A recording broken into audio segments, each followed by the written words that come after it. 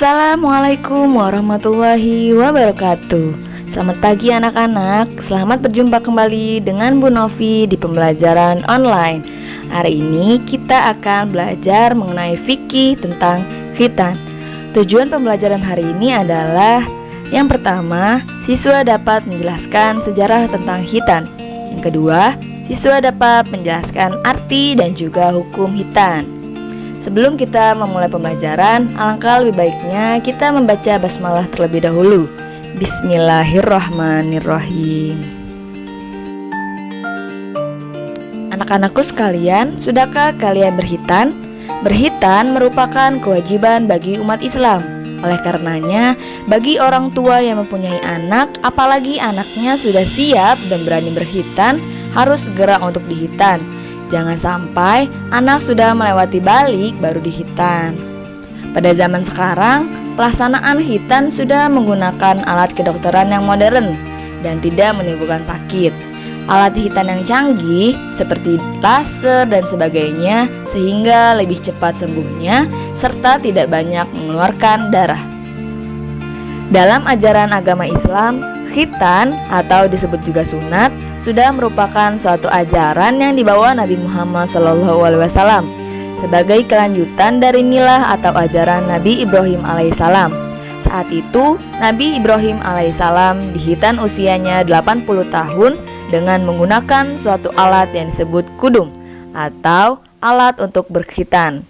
Sebagaimana disebutkan dalam hadis riwayat Abu Hurairah radhiyallahu anhu bahwa Rasulullah SAW bersabda, yang artinya dari Abu Hurairah radhiyallahu anhu, ia berkata, Rasulullah SAW bersabda, Nabi Ibrahim, kekasih Tuhan yang Maha Pengasih, telah berkhitan dengan kampak pada saat beliau berumur 80 tahun.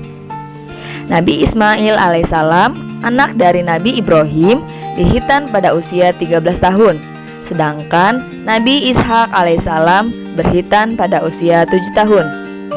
Nabi Muhammad SAW adalah salah seorang rasul keturunan Nabi Ibrahim alaihissalam. Melalui putranya bernama Nabi Ismail alaihissalam, atas dasar hubungan ini kita mengenal bagaimana ajaran khitan dalam Islam merupakan kelanjutan dari ajaran Nabi Ibrahim. Nabi Muhammad SAW diperintahkan juga untuk mengikuti ajaran agama Nabi Ibrahim alaihissalam, termasuk juga dalam masalah khitan ini.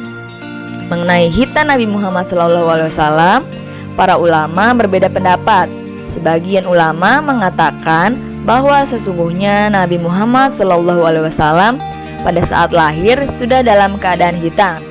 Sedangkan sebagian ulama lainnya mengatakan bahwa yang mengkhitan Nabi Muhammad adalah kakeknya beliau, yakni Abdul Muthalib, pada hari ke-7 kelahirannya, sekaligus berkurban dan memberi nama Muhammad. Kemudian Nabi Muhammad SAW juga telah mengkhitankan cucunya, yakni Hasan dan Husain, pada hari kelahirannya. Dalam ajaran agama Islam, khitan merupakan salah satu media penyucian diri dan juga bukti ketundukan kita kepada ajaran agama. Disyariatkannya khitan dapat mempermudah seorang muslim untuk menyucikan diri dari najis, sedangkan suci dari najis menjadi prasyarat utama untuk sahnya sholat. Dalam hadis Rasulullah SAW bersabda, yang artinya dari Abu Hurairah radhiyallahu anhu, Rasulullah SAW bersabda, fitrah itu ada 5: berkhitan, istihdad atau mencukur bulu kemaluan, memotong kumis, memotong kuku, dan mencabut bulu ketiak. Telah disebutkan sebelumnya bahwa khitan merupakan salah satu media penyucian diri dan juga bukti ketundukan kita kepada ajaran agama. Arti khitan itu sendiri menurut bahasa artinya memotong, sedangkan menurut istilah khitan artinya memotong kulit yang menutupi alat kelamin. Sedangkan arti khitan bagi laki-laki adalah memotong kulit yang menutupi ujung kemaluan laki-laki agar tidak menyimpan kotoran dan juga bisa membersihkan sisa-sisa air kencing. Jika kuluk atau kulit yang menutupi ujung kemaluan ini tidak dipotong, maka najis dan kotoran sisa kencing akan menumpuk di dalamnya. serta akan dapat menyebabkan berbagai penyakit dan juga luka. Arti khitan bagi perempuan adalah memotong sedikit kulit paling atas dari bagian yang berada di atas vagina atau alat kelamin perempuan. Khitan bagi laki-laki hukumnya adalah wajib. Dasar diwajibkannya khitan bagi laki-laki diantaranya: yang pertama, perintah Allah Subhanahu wa Ta'ala untuk mengikuti ajaran Nabi Ibrahim alaihissalam. Yang kedua, ketika Usaim bin Kulaib masuk Islam, Nabi Muhammad SAW memerintahkannya untuk berkhitan. Rasulullah SAW bersabda yang artinya, tanggalkanlah rambut kekufuran darimu dan berkhitanlah. Sedangkan khitan bagi perempuan, para ulama berbeda pendapat mengenai hukum khitan bagi perempuan. Menurut Fatwa Majelis Ulama Indonesia atau MUI, hukum khitan bagi perempuan dapat diperinci sebagai berikut. Yang pertama, menurut ulama Syafi'iyah atau ulama pengikut Imam Syafi'i mengatakan hukum khitan bagi perempuan adalah wajib, sebagaimana seperti hukum khitan bagi laki-laki. Nabi Muhammad SAW bersabda yang artinya, barang siapa yang masuk Islam, maka wajib baginya berkhitan walaupun ia sudah dewasa. Yang kedua, menurut ulama Malikiyah atau ulama pengikut Imam Malik, ulama Hanafiyah, ulama pengikut Imam Hanafi, dan ulama Hanbaliyah, ulama pengikut Imam Ahmad bin Hambal mengatakan bahwa hukum khitan bagi perempuan adalah sunnah. Yang ketiga, menurut Syekh Yusuf Qardawi mengatakan bahwa hukum khitan bagi perempuan adalah mubah atau boleh.